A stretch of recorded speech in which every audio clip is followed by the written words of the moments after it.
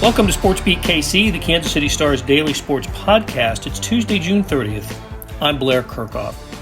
Today we talk about Joe Delaney. He's the former Chiefs running back who seemed destined for stardom when his life was cut tragically short in 1983. That's when Delaney drowned attempting to save youngsters who had gone under in a pond. Delaney had been the AFC Offensive Rookie of the Year in 1981 after rushing for more than 1,100 yards, and his game was being compared to some of football's best.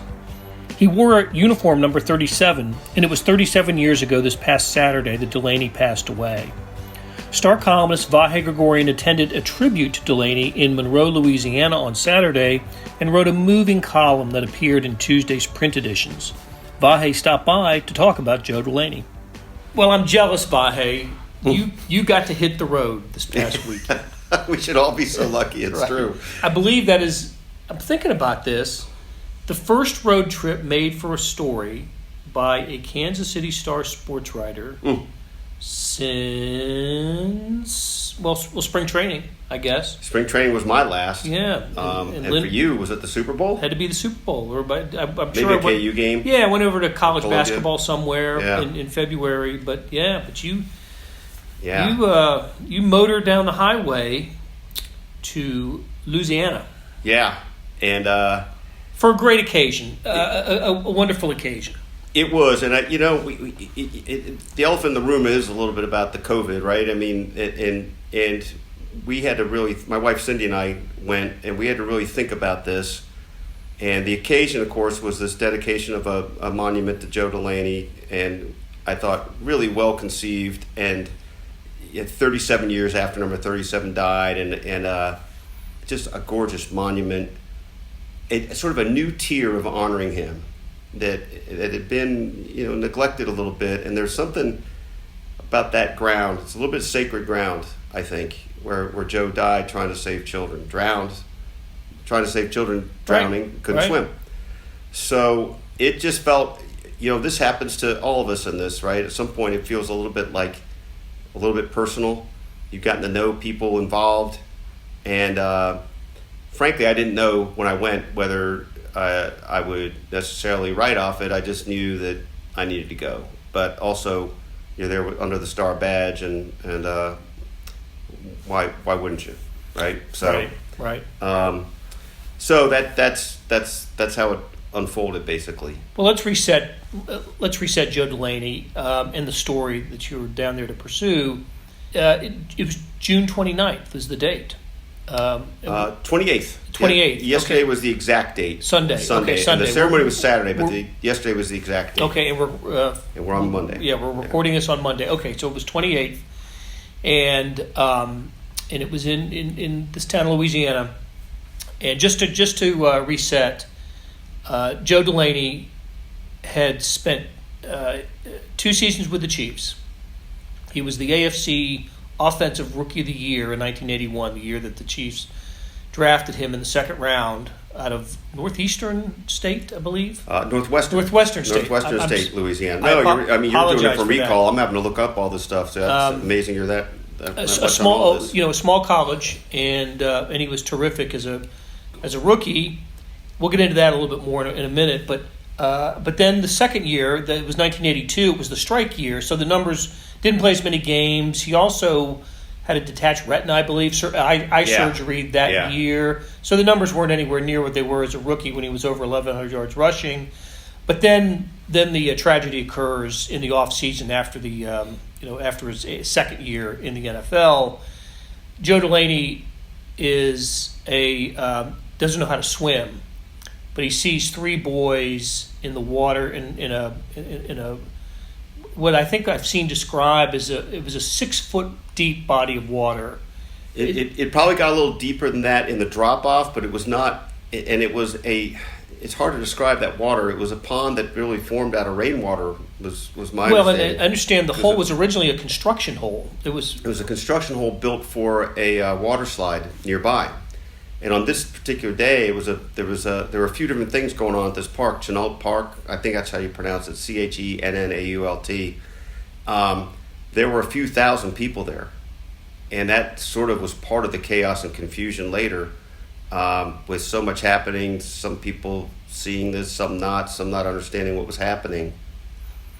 Miserably hot day is what I've read, and anyway, 3 kids are in the water, and Joe notices that a couple of them don't come back up. Joe is told a few people are evidently screaming and saying something like that. It's, if you were, I think, creating some kind of collage of the scene, it would what was that movie, Blair? Any Given Sunday, where there's a lot of stuff that's sort of a blur, or maybe like that JFK movie that was made. A lot of stuff sort of told in blurry form, and I think that's almost the best we can do without an oral history of 100 people there. But I think the prevailing notion is that there's screams, there's shouts. He's over supposedly either sitting by a tree with friends or playing softball. The softball field is really close by, and being a world-class runner and obviously a man of a certain valor, he just reflexively sprints toward the water, and had the presence of mind. It's an odd quirk about the story, but to hand somebody his wallet as he was going in the water. I didn't know that. Yeah, it just, and I think sort of a little bit of an extra piercing point of this, right? Oh my gosh. Certainly on the assumption he'll be back, right? Just hold on to this, I'll be right back. I mean, that wasn't said, but I think that's the statement. And so he gets over there, and there's also a little bit of a blur about who was saved and how. There is a school of thought that some believe that Joe definitely saved one of the kids. There's also a school of thought that that's not quite what happened. My sort of thought on this, and I've talked with a lot of people about this, is however it played out, it's the action that mattered. It's the heart that went into it, not who did what exactly. Right. I mean, you don't need to say without certainty that he saved one of the kids for the story to be the same statement. So the way I've always referred to it is, drown trying to save children. Right. I want to flip this on you real quick for a second, though. Just one thing. I have a certain memory myself of that day in 1983, but I wonder, we were both in different places then. We weren't here.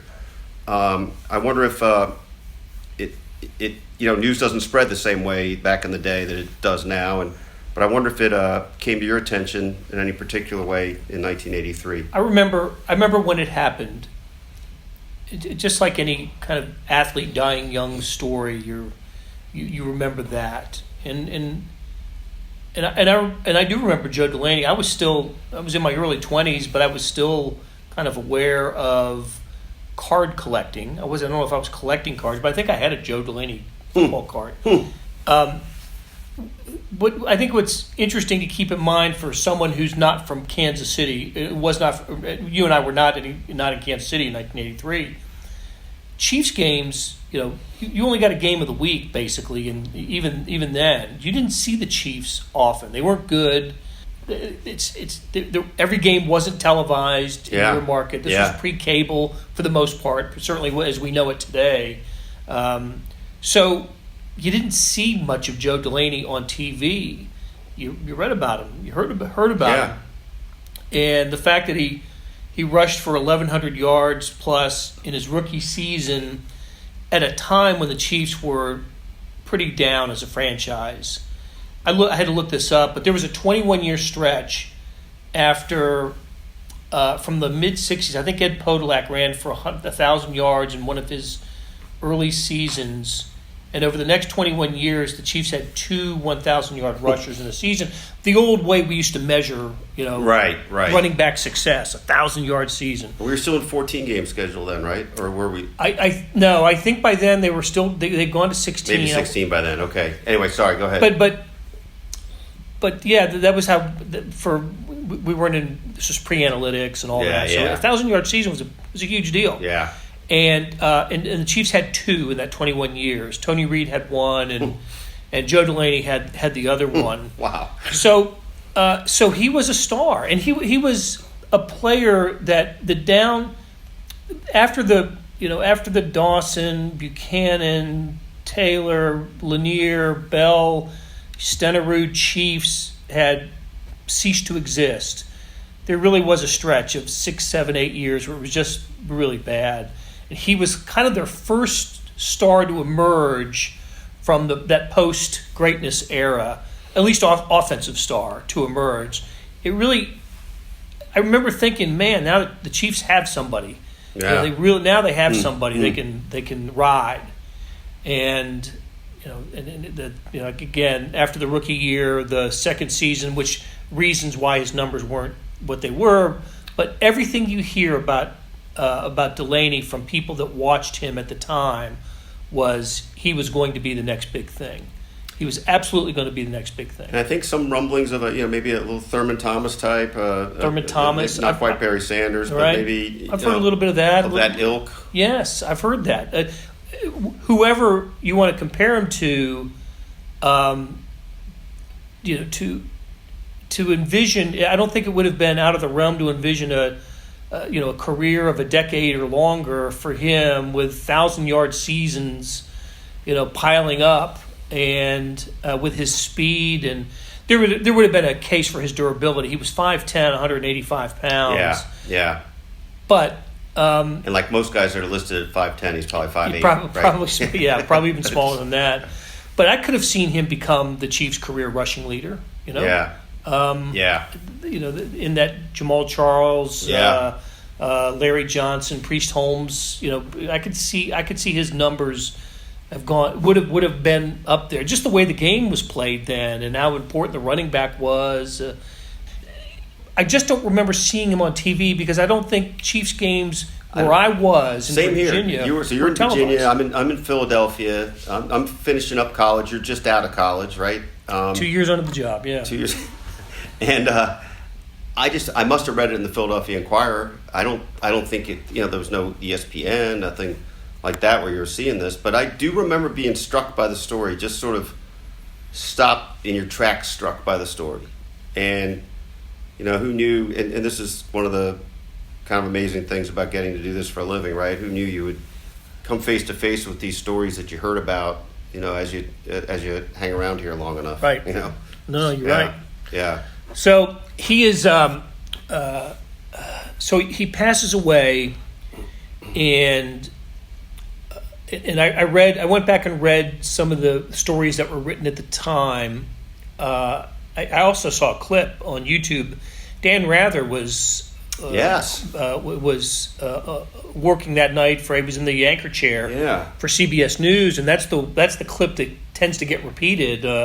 Dan Rather making the announcement of Joe Delaney's death, which I thought was interesting. And that's, I think, in these times, maybe for some of our audience is probably younger, right? I mean, the notion of Dan Rather at the time is not necessarily a singular voice, but it again, with so many fewer media outlets and this notion of a nightly news thing, it had a certain resonance that absolutely, maybe any one of 50 others right now wouldn't quite have. So right. It was a big deal, and obviously then, maybe you're going to go to this next, but I mean, then you've got recognition from the president and President Reagan, and sending Vice President Bush there, and yeah. So at the time it happened, I think it was fully appreciated what the tragedy that it was, and to not just an athlete dying young, but in the way, as we mentioned earlier, the way it happened, why it happened, and heroically. I mean, I don't think there's we can't deny that. And isn't it something that's the thing I think that stands out, and there's something else to be said or written about in these times, but that's sort of another thing for another time.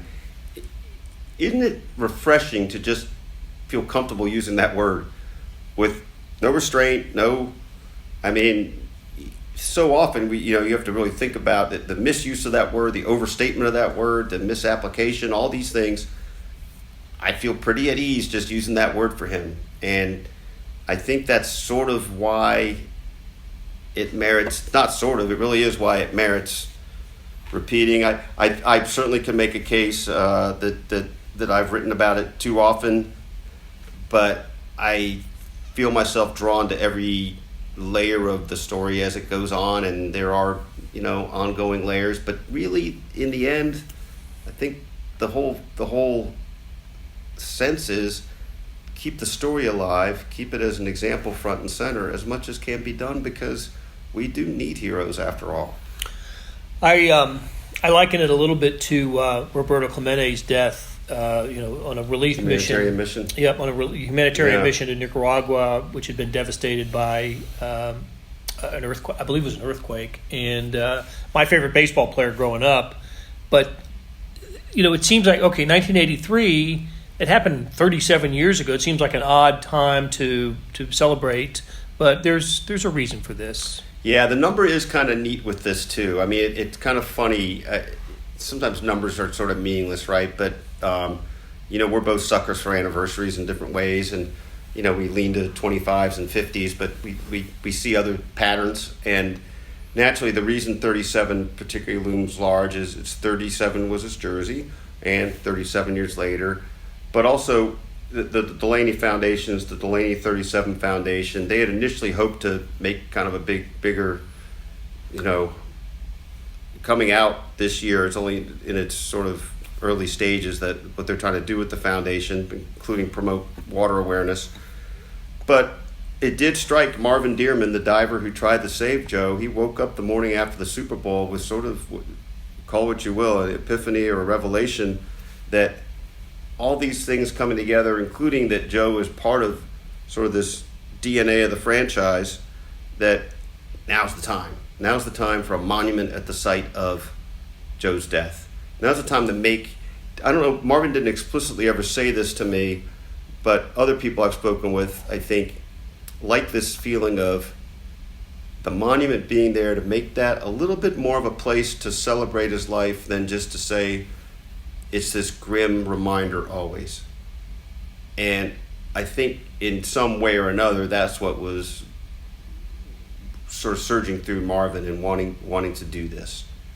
So that's really how it got going. It was his vision. And Marvin, oddly enough, he's a retired policeman now. He was a police diver then, of course, but it is in the memorialization business. Right? He's worked at a graveyard for about 10 years, but and is plugged into that world, but also felt he needed some support financially, and thought getting the word out would be good. And I don't even know if he explicitly asked me to get the word out, but when he called to talk about it, it was like, well, this would be a good thing to write about, I think.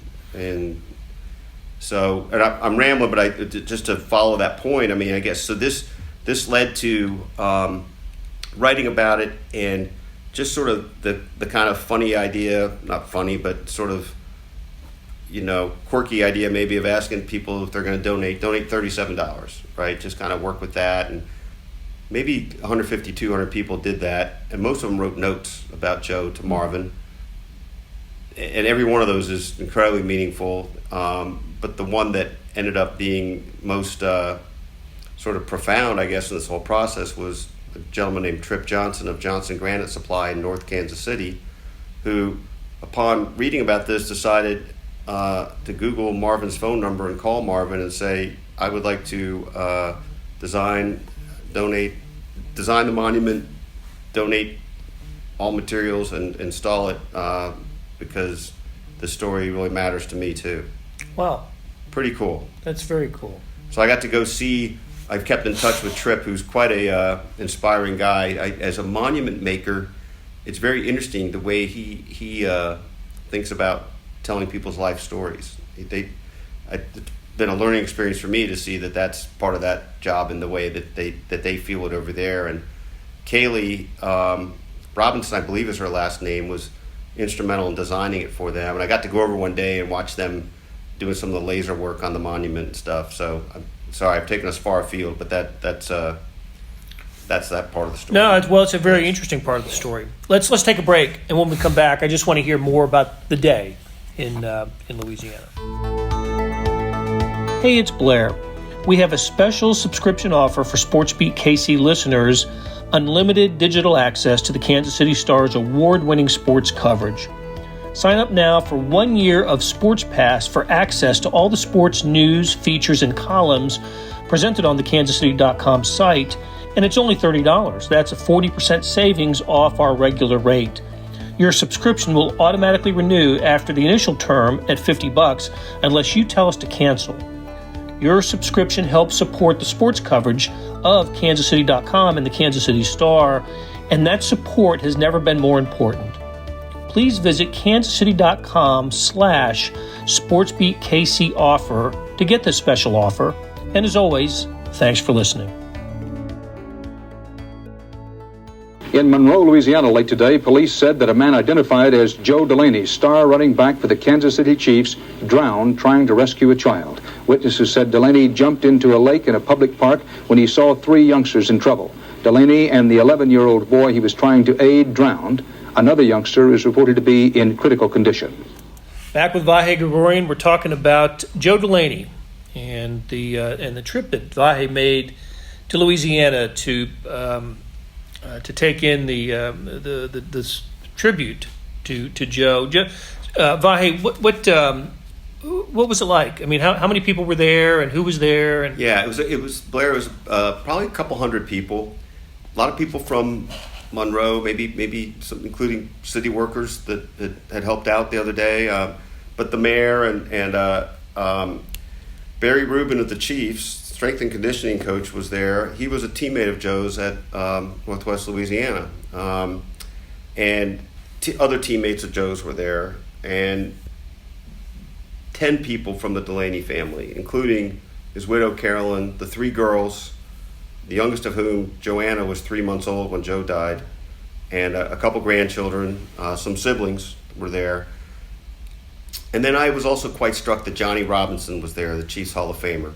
Actually, I always struggle with how to phrase that. When you say Chiefs Hall of Famer, it makes it sound like, and it's a great thing to be in the Chiefs Hall of Fame, but he's the Pro Football Hall of Famer who played for the Chiefs.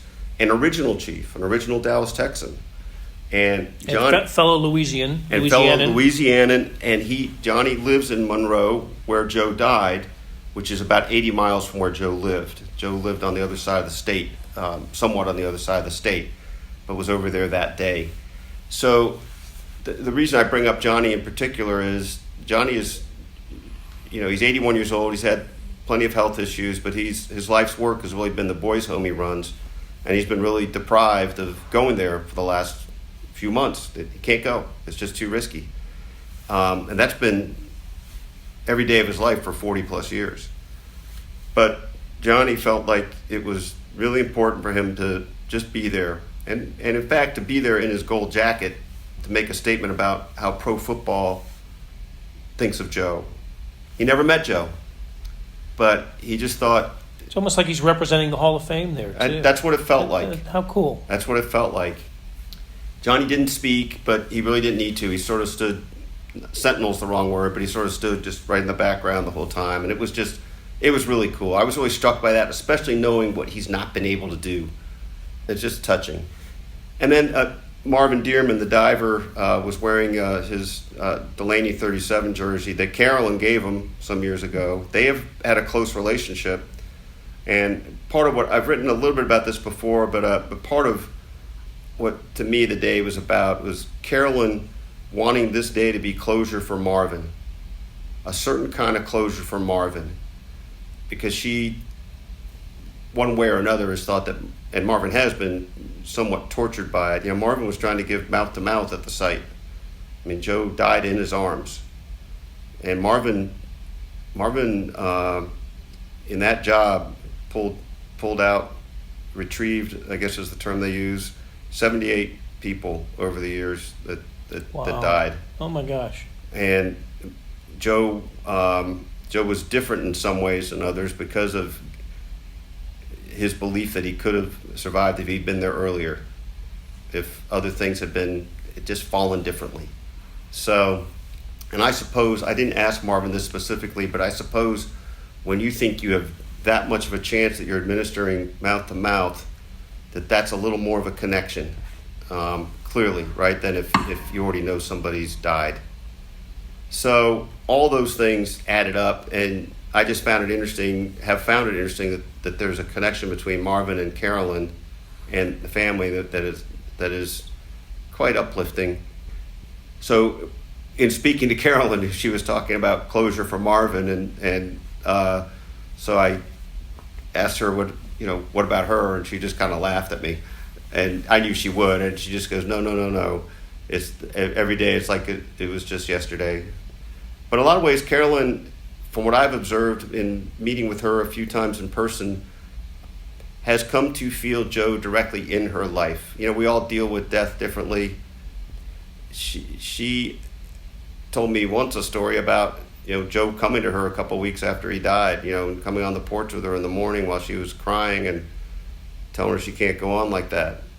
And she tells the story in a really eloquent and vivid way, and made me feel like he was there. Wow. And so in fact, I think at that time she told me that Joe saved her life. How about that? Which is really something. Yeah. So, yeah. You've written about this a couple of times. Yeah. Since you've been here. Is it a moment in time that I don't want to say overlooked, but has this death? Delaney's in the Ring of Honor for the Chiefs. I know that when the anniversary day comes, there's usually some acknowledgement I'll see on on the internet. I guess I don't know what else can be done to honor him. It's funny, yeah. But here's my sense. I think pro football fans should know about Joe Delaney in a way that they don't seem to, in a wider way. I agree with everything exactly the way you said it, and I've thought about this on a few different levels. Let's go back to one of your earlier points about the Chiefs at that time, size of the Kansas City market probably, the way the NFL TV contracts were then, all this and that. If this had happened in New York or Los Angeles, I hate to play into that cliche, but we, to some degree, that kind of thing is true. Probably, or Chicago or Dallas, whatever, probably it's a more prominently known NFL name, right? So there's that element. But I do think the other thing is the Ring of Honor is great. But something I wrote in the column I just turned in was that there's something singular about what Joe did that I think should be recognized in a singular way here. Now, I don't really know what that should be. I think you could make a case you find fit out near Arrowhead. I think that you can make a good case for that. On the other hand, if you really just strip away what Joe's story is, why isn't Joe somebody that should be very visible in Kansas City as a example and inspiration that for all? I mean, if you didn't know he was a football player, but he lived in Kansas City, if he had died in Kansas City, it probably would have been different, right? I mean, perhaps. I guess so. I would probably so. I guess so. But in these times when we are going through so much, right? So much inventory in our heads about everything. Monuments are coming down. Yeah. And that's probably a podcast in itself about where those extremes are going, where they should go. How do you process it? How do you what's the logical end of this? All that. But maybe it's time for some monuments to go up too. And we certainly can see opportune places here where that might really be appropriate. Right. Well, you certainly have done a terrific job in keeping his memory alive in stories, and I'm totally looking forward to this next one. It'll be in the show notes and on kansascity.com. So, all right, Vahe, we'll leave it here, and we'll talk again soon. Yeah, great to talk to you about it, Blair. Thanks. That'll do it for today. Thanks to our production staff of Derek Donovan, Savannah Smith, Randy Mason, Beth Welsh, Jeff Rosen, and Chris Fickett. Also thanks to Vahe Gregorian for stopping by to talk about Joe Delaney. Links to stories about the Chiefs can be found in the show notes and always on the Red Zone app. Hey, earlier in the episode, you heard me talk about the Sports Pass offer. It still stands. Still a good one, $30 for a year's worth of sports coverage, and that includes the Sports Extra with the e-edition. There's more than 20 additional pages of national sports coverage today. Here's an even better offer. Buy the entire Kansas City Star product. Sports news, features, commentary, and analysis, the whole thing. You get all the stories written by my talented colleagues, plus additional news, sports, and business coverage. The details can be found at account.kansascity.com/subscribe. That's account.kansascity.com/subscribe. And whether it's the Sports Pass or the full subscription, you're getting and supporting the best sports and news coverage in Kansas City and helping us produce programs like SportsBeat KC. Thanks for listening, and we'll be back on Wednesday with another episode.